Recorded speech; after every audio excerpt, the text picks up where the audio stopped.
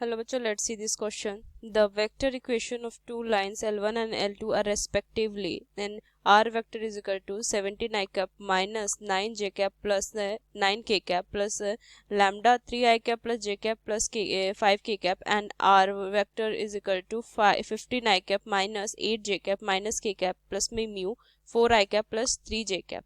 There are four statement. L1 and L2 are skew lines. Second statement is 11 minus 1 is the point of intersection of L1 and L2. Third statement is minus 11 1 is the point of intersection of L1 and L2. Fourth one is cos inverse 3 upon under root 35 is the acute angle between L1 and L2. Then which of the following is true? There are four options. Let's solve this question. तो यहाँ पे इस question में क्या कह रहा है कि हमें टू लाइंस दिए हुए हैं, ठीक, उसके हमारे यहाँ पे ये हमें टू लाइंस दिए हुए हैं, ठीक, और यहाँ पे फोर स्टेटमेंट है, हमें बताना है कौन सा स्टेटमेंट सही है, ठीक। तो देखिए यहाँ से हमारा की कंसेप्ट, देखिए की कंसेप्ट में क्या होगा कि हमें यहाँ से टू लाइंस दिए हुए हैं, ठीक।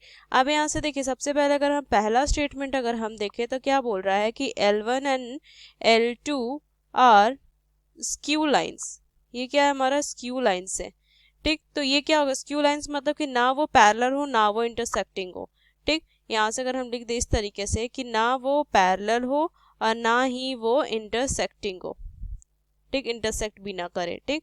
अब यहाँ से अगर सेकंड अगर हम ऑप्शन देखें तो क्या बोल रहा है कि यहाँ पे हमारा point of intersection L1 and L2 हो, ठीक। अगर वो से देखिए यहाँ पे बोल इस तरीके से, जैसे ये हमारा L1 और L2, ये L1 और L2 है, तो यहाँ से पॉइंट ऑफ इंटरसेक्शन है माइनस 11,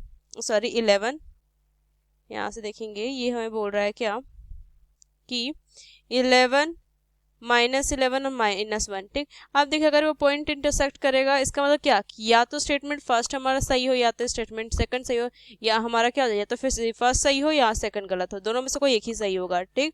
और यहाँ से एक और अगर हम यहाँ पे की कंसेप्ट देखें तो यहाँ से अगर दो हमें यहाँ से लाइन है उसमें अगर मुझे यहाँ से उसके थीटा निकालना, मतलब यहाँ से एंगल निकालना, तो क्या होता है cos theta is equal to a dot b upon में यहाँ से mod of a into mod of b, ये होता है हमारा, ठीक। अब यहाँ से क्या करेंगे, इसको बस यहाँ पे ध्यान में रखते इस क्वेश्चन को हम सॉल्व करते हैं, ठीक।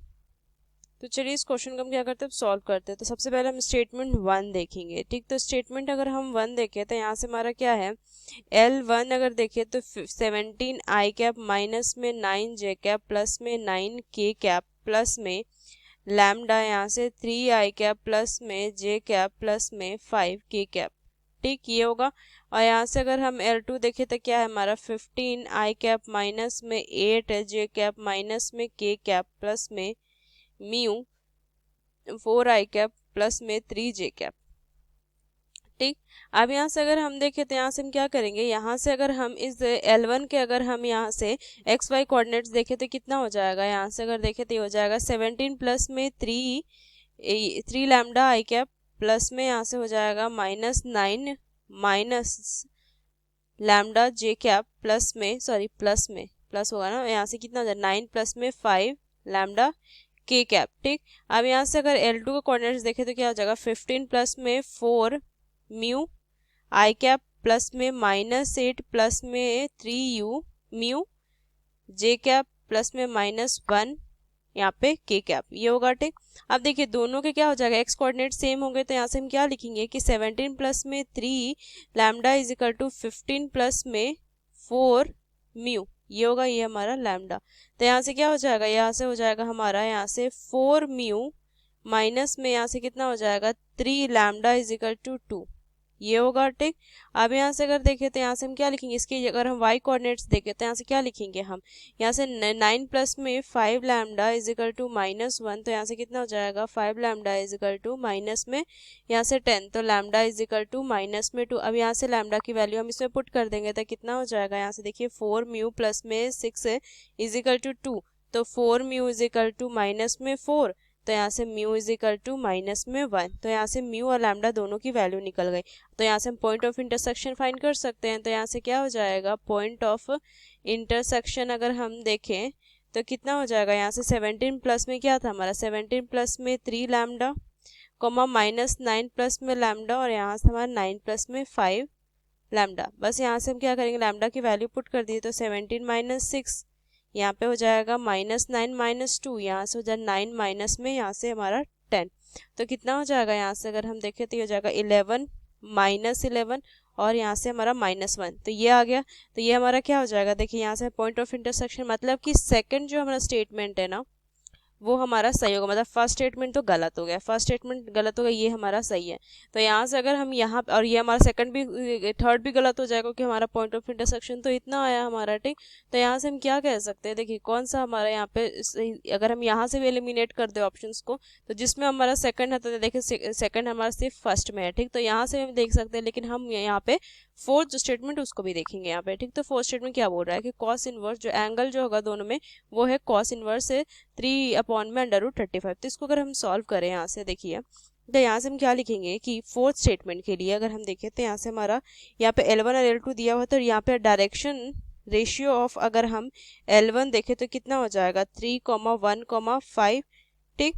और यहाँ से अगर हम डायरेक्शन रेशियो ऑफ L2 देखें तो ये कितना है हमारा, यहाँ से अगर देखें तो L2 का डायरेक्शन रेशियो कितना है हमारा 4, यहाँ से 3 और 0, तो यहाँ से कितना हो जाएगा यहाँ से 4, 3, 0, ठीक। तो यहाँ से हमारा यहाँ से अगर हम देखें तो cos theta is equal to क्या होता है A.B अपॉन में mod of A into mod of B, ये होता है, ठीक।